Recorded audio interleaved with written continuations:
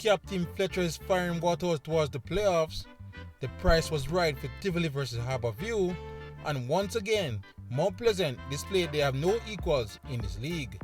But we start one place and one place only, and that's at the Anthony Spalding Complex, where the Junglists said their final goodbyes to Vere. This is Match Week 37 Review Show. Yes, people, welcome back to Jamaican Fan, and it was an Easter weekend of great football, so we can't wait to get started and review it all. Starting, of course, with the big Monday night match in the jungle. In terms of the starting lineup for Arnett Gardens, it's an interesting centre-back pairing of Willis and Wing, as Shane Watson was rested.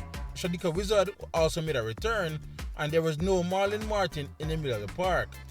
As for Vere, a change in goal as Edwards was out and Harrison was in. Sherman and Phillips makes way for Rabina Gordon, and Carlton Brown made way for Damian Thomas. No, when the game started, things weren't looking too bad for Vere, as I believe they started slightly better.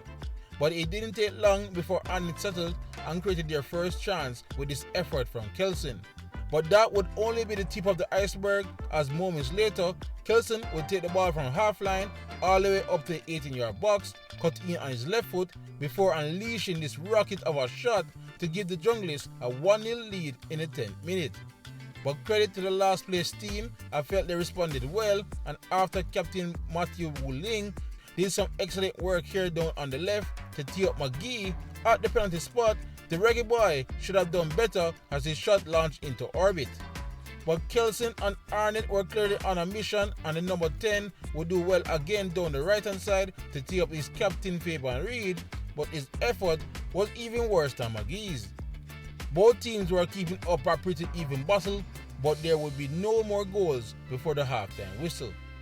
Second half, and Arnett would start on the front foot, but Vere would end up drawing a free kick just outside the box moments after. Mackenzie and McGee stood over it, and the two would conjure up a decent set-piece routine that saw McGee lace an effort at goal that Wall did spectacularly well to save it, but unfortunately there would be no stopping Marcus Ross at the back post for Vere to find the equalizer. 1-1 in the 48th minute. But Vere have been having issues with keeping leads all season long, and tonight will be no exception, as literal seconds later, Arnett carried the ball to the edge of Vere's box and did this. A beautiful team play and a composed finish by Jaheim Thomas restored the Junglists lead in the 52nd minute to 1. And from there, the next 20 minutes or so was all Arnett Gardens, as they would completely dominate the ball and create some decent chances that they simply failed to capitalize on. None better than the chance for Fabian Reed right here on the rebound after Harrison did well to stop Thomas' shot, and right after that, Arnett would be on the attack again, this time via Jones, who got his shot off in the end, but it was well saved by Harrison in goal. With so many chances going begging, Vere was still in the game and almost found the equalizer when Wu-Ling again did well in the box to swivel and turn, but he got too much underneath the ball and it sailed over the bar. But Vere now had their mojo back, and it led to a controversial moment.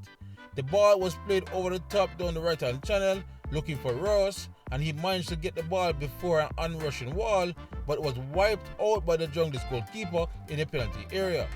No penalty was given, and apart from Wu-Ling, no one complained. But honestly, looking at it back, I am still shocked this was not given, as it was a cynical challenge without any intention of getting the ball. During that break in play, Coach Xavier Gilbert made some changes and brought on Warner Brown and Roshane Thompson, and seconds after that, they would have made him look like a genius, as the two would combine as Thomas would place this nice volley in the lower right corner for a 3-1 lead. And that would be the killer blow the Junglists were looking for. But they wanted more and should have had it too. Another great team build-up play right here at the top of the box saw the ball roll into the path of Warner Brown, whose left-footed effort cracked the underside of the bar and somehow stayed out. The Golden Boot leader came close to his 22nd, but would now have to wait for another day. Arnett would have 1 and 2 more chances on the break towards the end of the game, but 3 goals would be enough, as the final whistle would be blown and Arnett got all 3 points. So it was a game Arnett didn't have all their own way, but how was the game in terms of stats? Well, the Junglists had 15 total attempts in the game compared to the Phoenix 7. 6 on target for Arnett and 4 on target for Vere. 2 yellow cards to Arnett, 4 for Vere, and the home team dominated possession with 58%. Okay, we are starting with Arnett. They stopped the rot and got a taste of 3 points again, and while the football at times was stellar, there are still some issues that need ironing out before the playoffs. As for Vere, well, this is the end of the road. They showed during this match that they aren't that bad of a team and there is some talent present, so you really must question where it all went wrong. Anyway, the final score once again, Arnett Gallons 3, Vere Phoenix United 1. Now we move on to the night's opening game where Jamaica Maroons were in need of a win versus Cavalier. In terms of the starting lineup for Cavalier, I was actually surprised at the strength of the lineup as coach Rudolph Speed only made one change from last Thursday's match against Racing, and that would be Adrian Reed, replaced with Shamar Watson. As for the Maroons, a surprise change in goal as Plunkett comes in, so too does DeAndre Cunningham, but Demare Deacon misses out. Now, from kickoff, this match identity came into focus as Cavalier centre-backs would see a lot of the ball and the Maroons keeping things compact in their own half. But despite this, Jamaica would surprisingly have the first attempt on target, but it was a routine save for Bartlett. But a lot of the early goings was Cavalier having the ball, trying to piece together a play to get around the 5-man back line of the Maroons, and it would have taken them some time to conjure up the chance when Ainsworth played a delicate chip to the back post for Calvin, who stretched and got a boot to the ball, but it hit the wrong side of the post. That didn't shake the Maroons' resolve as they kept things packed at the back and made several attempts to find Ellis on the other end to try his luck, while Cavalier didn't get much closer, but Dwayne Busy Atkinson had himself a few sighters. First half would come with both teams level. Second half, and things were looking the same, although the Maroons finally came forward and brought down the right via Malik Stevens, who didn't play in an okay cross into the box that Richard King completely whiffed at and saw it land at the feet of youngster Blackwood, but he rushed his attempt and it went into orbit. From there, it was all Cavalier again, and Busy especially also had some decent half chances, but his shooting was far from accurate. But then coach Rudolph Speed made some interesting change. Adrian Reed came in for Shamar Watson, and perhaps more surprisingly, Chad James came in for Jamarl Calvin. And it turned out to be a genius move as only 3 minutes later, Reed would pick out James down the right hand side and the youngster then cross it into the danger zone, causing chaos for the Maroons back line, leading to Austin chesting the ball into his own net. 1-0, and Cavalier finally found a way through the Maroons blockade. After this, Jamaican coach Vassar Reynolds would make some attacking moves of his own, but they were largely ineffective as Cavalier continued to dominate the play. But they still needed to kill the contest off, and they would finally do so in the 89th minute. Chad James involved again as he tried a pass down the right hand side for Dwayne Allen, who looked up and found the late arriving Atkinson, who hit the ball well on the run and into the back of the net. 2-0, and finally both Busy and Cavalier could rest easy. They finished the game off. There was to be no response from Jamaica, and the final whistle will be blown, with Cavalier officially securing a playoff spot. So a bit one-sided, but how was the game in terms of stats? Well, both teams didn't produce much attempts as Cavalier had 9 while the Maroons had 6. 4 on target for Cavalier and 3 for Jamaica. Now look at that possession stat. I think that's the highest I've ever seen it all season long, as Cavalier were clearly the dominant team. Alright, let's begin with Cavalier, a routine victory as they hardly broke a sweat and are now running into playoff form, going 4 unbeaten. I can't wait to see how they stack up against Mount Pleasant on Thursday. As for Jamaica Maroons, the clear plan was to stifle Cavalier's attack and hold out as long as they could, but with only 2 games remaining, they need to be a bit more brave in their approach. I don't think draws will be enough to keep them safe. Anyway, once again it ends, Cavalier 2, Jamaica Maroons 0. So Jamaica dropped points, a fate fellow strugglers Harbour View was hoping to avoid when they visit Tivoli Gardens. In terms of the lineup for the home team, Lennox Russell was brought back in, replacing Kimberly Smith. Captain Keener Simpson comes back in, and he was joined by Janai Williams. As for the stars of the East, Romario Palmer got injured during the warm-up and was replaced by Bennett. Impressive youngster Dejon Green kept his spot, and Alvinus Byers comes back into the team to start this game. It actually was a good start by Harbour, even got off the first attempt with his header from the corner. Then they would go on and produce the game first shot on target with the snap free kick, but Clark in Tivoli's goal was ready and waiting. It may have taken some time, but Tivoli would eventually find their way in the match and was looking more dangerous on their attacks. But nothing beats a classic centre-back goal, and we got one in the 29th minute, when Fuller swung in the ball from a corner and veteran Barton Price rose highest to not home the game's opening goal. 1-0, and it was a bit harsh on Harbour so far. But they would respond almost immediately from yet another free kick, but yet again, Clark was up for the task to protect his team's slender lead. But if you fail, you just have to keep trying, as Harbour would be awarded yet another free kick just outside the box, and this time, Colorado Murray would finally beat Clark with a daisy cutter into the lower corner. 1-1, and the Stars of the East have life again. But Tivoli was determined to get all 3 points and would end the first half the better team, but were unable to reclaim the lead before the halftime break. Second half now, and they would be in full control.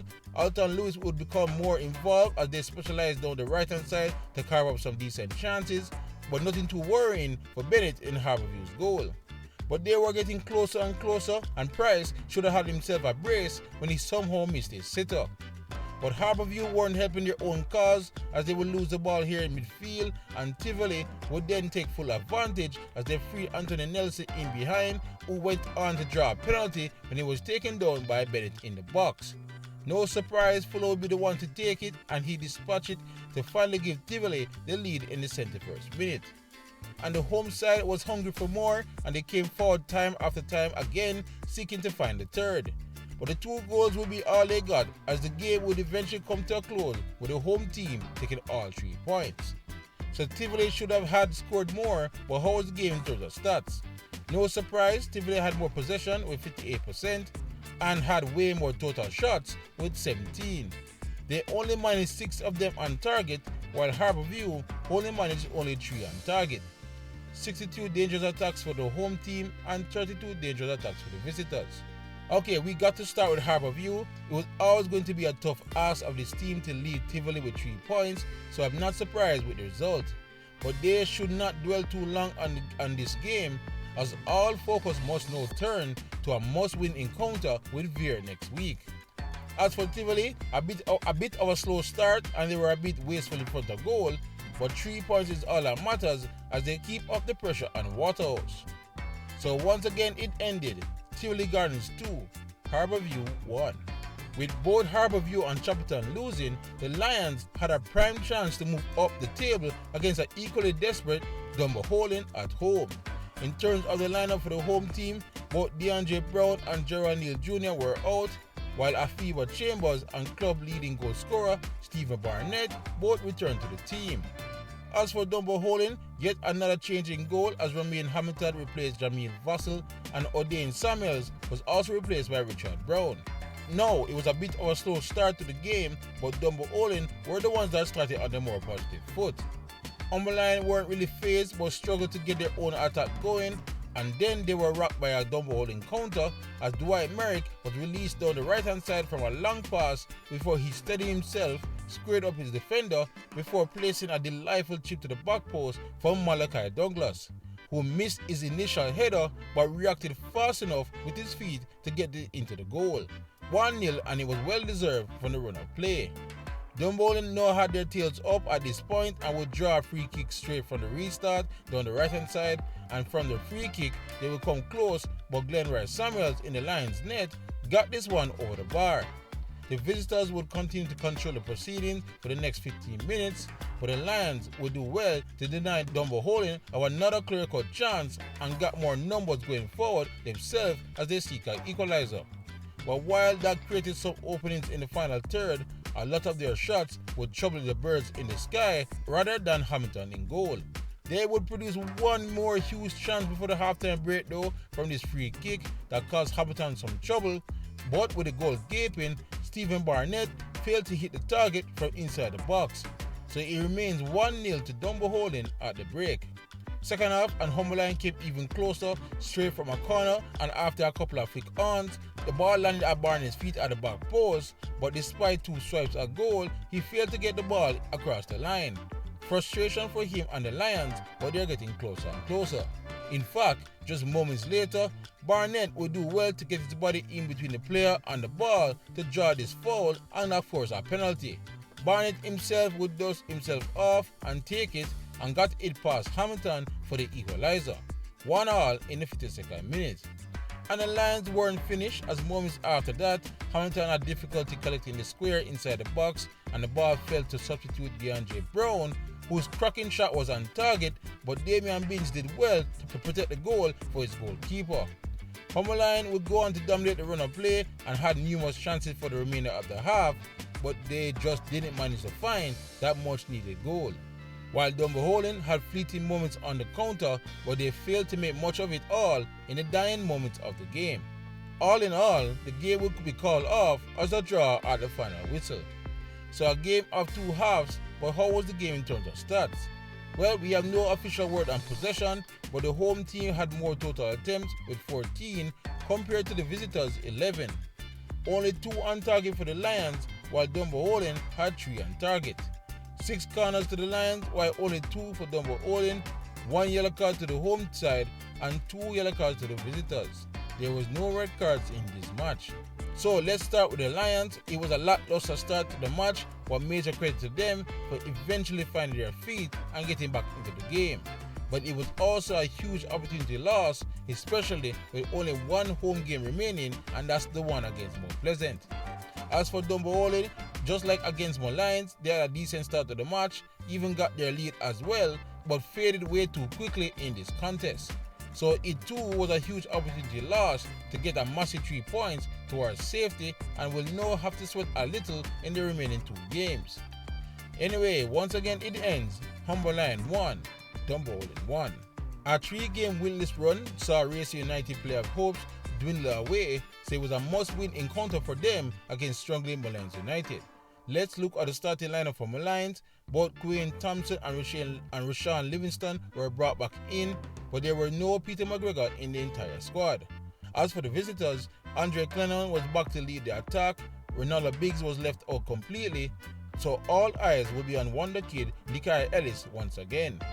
Now, info on this game was scarce, but we know for a fact Malign would take the lead very early. It would come from a massive goalkeeper blunder, as Brown dropped the ball right here and Nickashay Murray was on the spot to make him pay. 1-0, and that would settle Malign's nerves early on. Racing would respond well and went on to dominate the play for the next 12 minutes, but they would fail to find an early equalizer. They would keep up the pressure while Malign picked their moments to find the right counter. But there would be no further change to the score at half-time. During the break, Malign made a switch up front as goal scorer Murray was replaced by Marlon Pennycook, and it proved to be an inspired move, as by the 53rd minute, Jason Wright would do well to pick out the strike partner in the box, and he skillfully finished the chance with a diving header.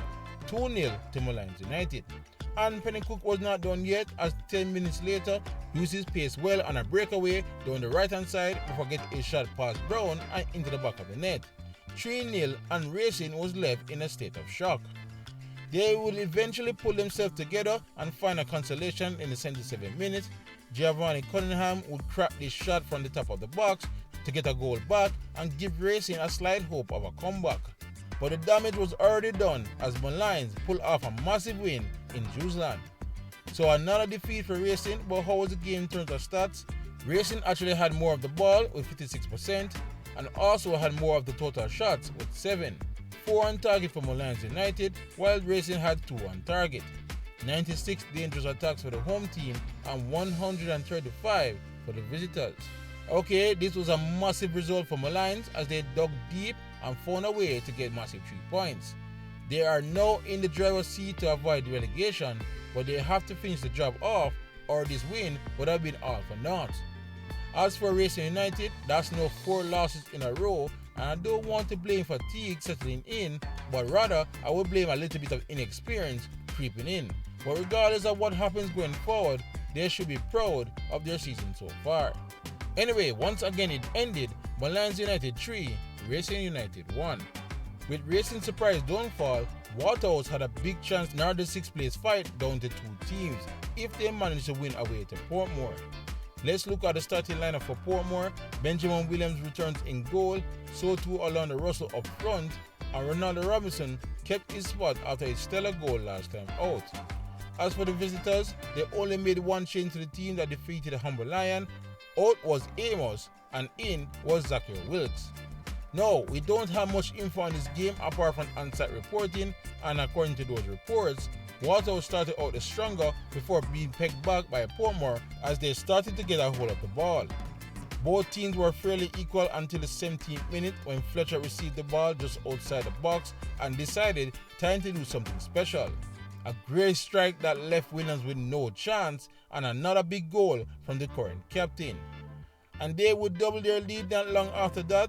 Waterhouse would win a penalty and Nicholas Hamilton would step up and convert it to make it 2-0. It would remain that way at the halftime break. Second half, and Waterhouse would start off with the upper hand. Portmore would fight back soon, and the rest of the half would have been fairly even. But despite a back and forth in the final 10 minutes, no team would find the back of the net again, and Waterhouse would be the one taking home all 3 points. So a massive win for Waterhouse, but how was the game in terms of stats? While Firehouse managed to outpossess their host with 58%, while also managed to make more total shots with 8 compared to Portmore's 7. 2 shots on target to the home team and 3 on target to visitors. Only 33 dangerous attacks for Portmore and 43 for Waterhouse. 5 corners to the home side and 10 corners for the away team. Okay, I will begin with Waterhouse. Massive, absolutely massive win, especially with Tivoli keeping up the chase and Racing fading away. Again, another game where Andrew Fletcher came through for his team, but again, the defensive line also deserves some credit in the last couple of weeks. As for Portmore, I'm not sure they took their foot off the gas since knowing they are playoff bound, but it's a rare game the defense let them down, and it's yet another game the attack did the same. It will be interesting to see how they approach the final 2 rounds of the season. Anyway, once again it finishes Portmore United 0, Waterhouse 2. Now onto our final game, and it was the weekend's most anticipated as Mount Pleasant welcomed the visit of Montego United. In terms of the lineup for the home team, Captain Sule McCullough was back, Jamari Tope was also drafted back in, and Haitian Clifford Thomas continues in the middle of the park. As for Mobe, Brazilian Lucas Lima makes a return to the midfield, Ian Wellington sits out, but the big news was leading goal scorer Chanel Thomas is finally back from injury. It was a very fast and confident start by the home team as Mobe was doing just enough to keep things level in the early stages. But Mobe would eventually settle and start asking Mount Pleasant's defense questions of their own. What we got after that was a fierce and competitive game where both teams had some good attacking players in each other's box. But you got the impression that Burden in the Mobe goal was being forced to work harder between the 2 teams, and he had to get down quickly on display to deny Kimoni Bailey at his near post. But his second save right before the half was even better, Aglin here doing all the dirty work before laying off the ball to Edwards at the top of the box, who decided to give it a go, and Burton was once again there to deny Mount Pleasant from grabbing the lead in the first half. That would be the last major action before the halftime break. Second half, and Mount Pleasant once again would control proceedings, and if Nelson Touch was a bit better on this occasion, they probably would have taken the lead early. But he would redeem himself in the 55th minute. Edwards did a great job turning into space and running at the Mobe back line before making a slick pass in behind for Nelson, who didn't hesitate and hit his shot quickly, finally beating Burton while he hit the post. But the gods were with Nelson as the ball would hit Burton as well and went into the back of the net. Finally, the deadlock was broken and Mobe would now be forced to come forward a little bit more. But unfortunately for them, Mobe had no real chance to retaliate as Mount Pleasant were all over them as they tried to find a second quickly. But they would have to wait till the 67th minute. Anglin received the ball roughly 25 yards out from goal and still feeling confident from his goal against Arnett Gardens last week, ripped a thunderbolt of a shot that beat Burton but not the crossbar. But luckily for Mount Pleasant, Edwards was on hand waiting in the 6-yard box to poach home the team's second goal. 2-0, and it was a lead that was fully deserved. As per usual, Mount Pleasant went searching for more and almost got it thanks to this cracking effort from Daniel Green that went just over Burton's goal. And then Mobay's coach Tika Davis responded with some attacking changes, bringing on Peter Lee Vassler and Jan Wedderly, but it made no dent to Mount Pleasant's continued dominance, and if it wasn't for Burton, things would have gotten ugly for the visitors.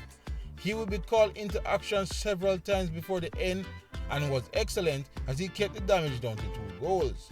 Despite numerous chances, Mount Pleasant would not find a third, but they didn't need it as the ref would call an end to the game with them leading 2-0. So it was quite easy for the league leaders in the end, but how was the game in terms of stats? No surprise, Mount Pleasant had more possession with 59%. They also greatly outshot Mobay 21-7. Just to highlight how much work Burton had out there, Mount Pleasant had 15 on target while Mobay only had 4 on target. 6 corners to the home team and 4 corners to the visitors. Okay, let's start with Mobay. Well, they stifled Mount Pleasant fairly well in the first half, but they were swept away in the second half. They have to wipe this match from memory quickly as they have to first think of wrapping up second place before thinking of facing this team again in the final. As for Mount Pleasant, I have said all I could possibly say about this team at this point. All is left to do is grab some popcorn and enjoy some great football. So once again it ended, Mount Pleasant 2, Montego United 0. So as stated before, it was a great weekend of football, but let us now have a look at the league's table. Now look at that, Mount Pleasant is far out ahead with 87 points from 36 game play in first. Montego Bay is holding on to that second place with 72 points. Arnett are very close now in third. Cavalier all the way up to fourth now with 63 points. Portmore slipped to 5th with 63 points as well. And Waterhouse barely holding on for that top 6. Tivoli is right on their tail with 54 points in 7th. Racing are further behind now with 48 points from their 37 games. Malign jumped all the way up to 9th with 35 points with that win. Dumbo holding still hanging about with 34 points from 37 games. Harbour have some work to do, 33 points in 11th, and Chapter Maroons are barely outside the red zone with 33 points as well. Malign are in the last relegation spot with 33 points, hoping to get out, while Vere has no chance as they are officially have been relegated to Tier 2. But anyway guys, that's all from this latest match week review show. Thank you all for watching, and please like, subscribe and share as we look to keep you all up to date on everything in the JPL leading up to the final in May.